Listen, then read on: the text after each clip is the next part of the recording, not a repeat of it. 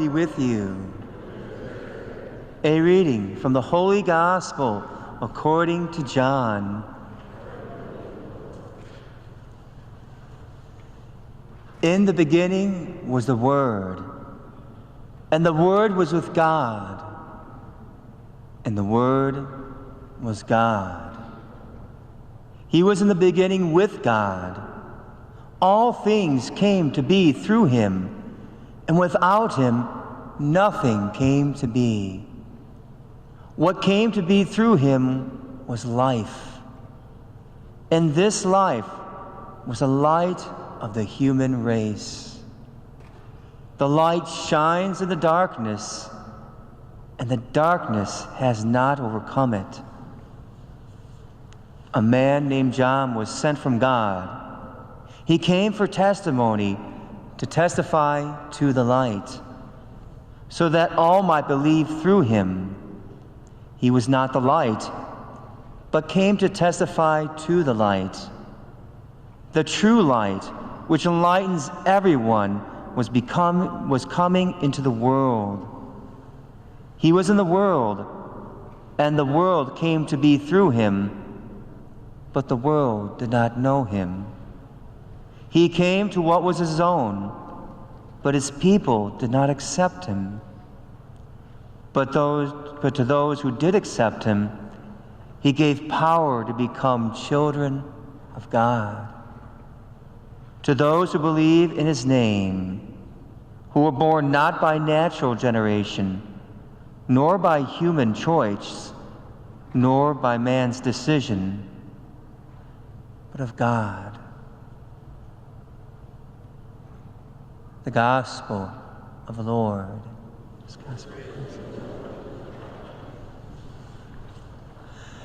Merry Christmas.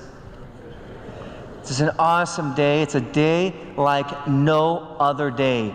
And it's not just because we get presents or anything like that, not because we get cards or anything like that.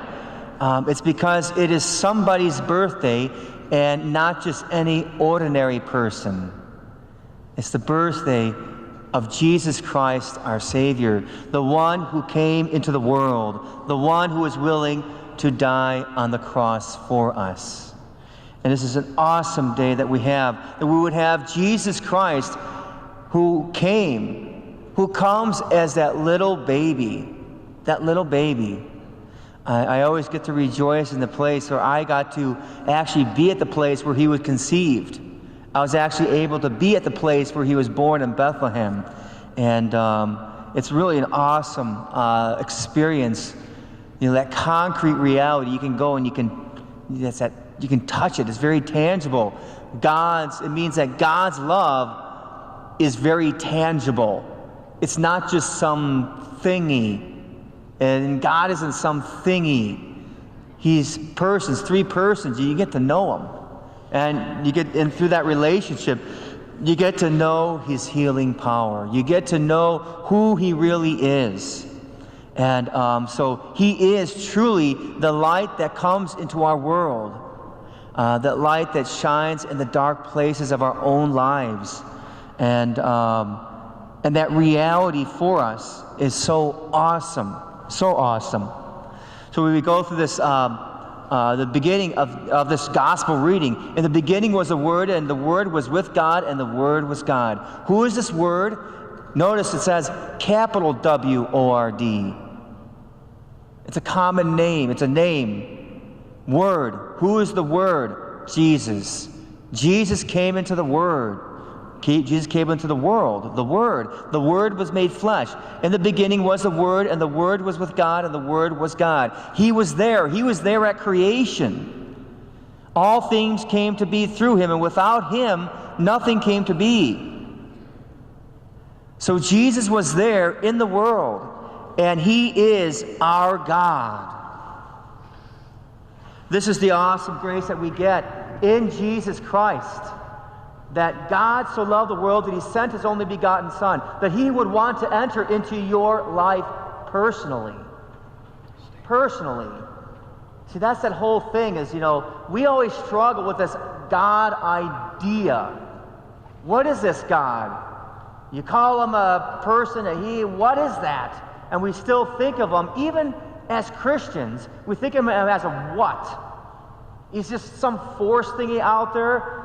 So many people, and I hate to say it, but a lot of Christians and Catholics go chasing after New Age stuff. Well, how do I know Hinduism didn't get it right? How do I know that Buddhism didn't get it right? How do I know that these pagan things didn't get it right? We go to Mayans. How do I know that this isn't right? Whoa. We start to chase after everything, but we forget who Jesus is and what the church teaches about who Jesus is. Jesus is God made man, that love, the love of God being made manifest for us so that he can tangibly touch our lives and give us those graces. What an awesome thing what we have here in Jesus Christ, how he made himself vulnerable.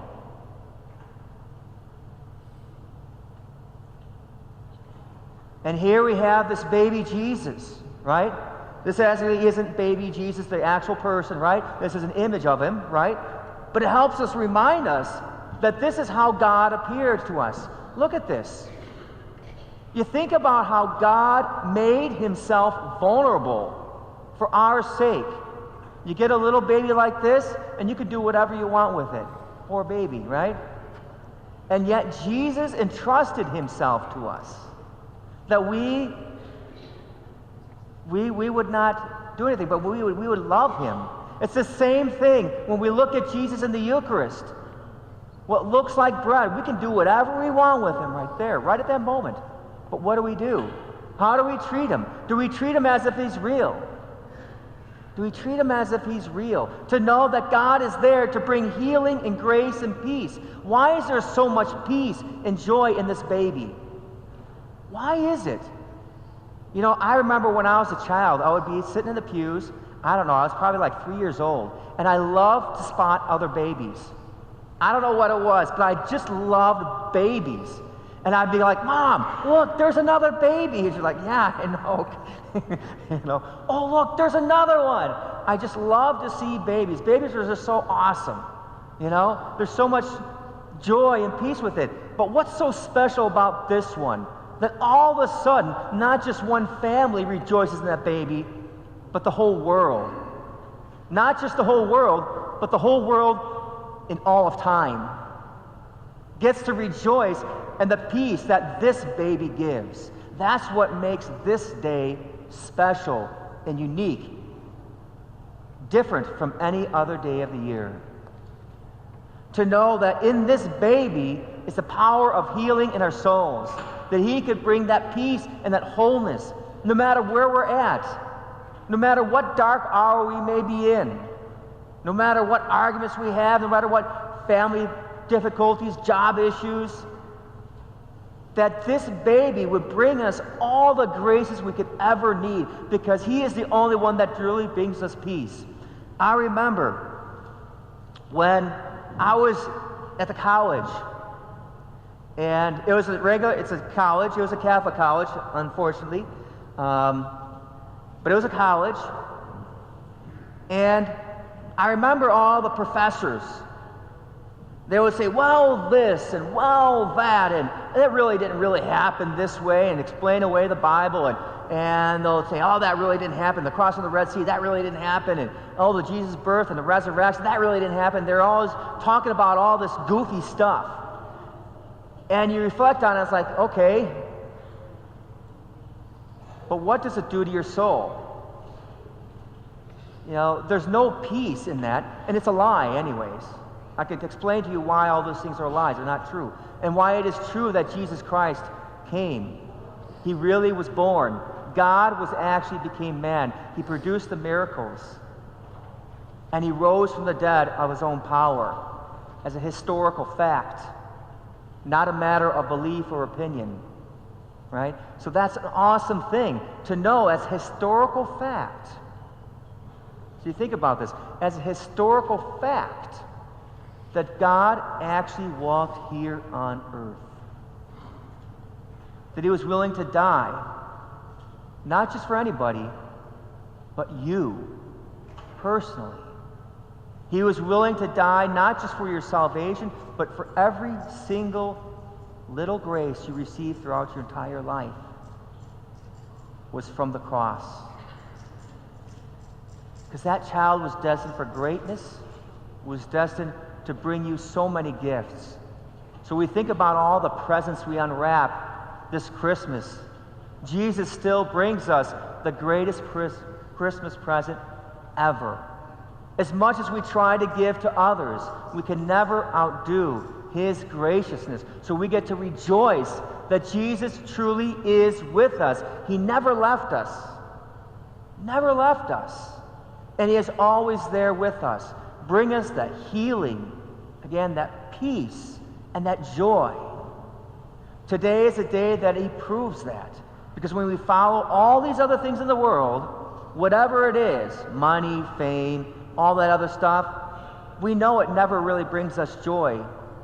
Maybe temporarily, until whatever it is breaks, right? I remember that when I was a kid. We got these little games with football games, and you had little dots on there, and you had to make them go across the street, and you get a touchdown. And we'd break them within a month, you know. So I had two brothers, so my parents would get us each one, and then when one broke, then the other one would take the other one from one of the other brothers, and we'd break them all, right? It would always get broken, and never really brings true joy. And then next thing you know, we're fighting against each other because we broke the toy, right? This is just what we do. These things don't bring us happiness. Only in Jesus Christ, our Savior, can we truly have joy and peace.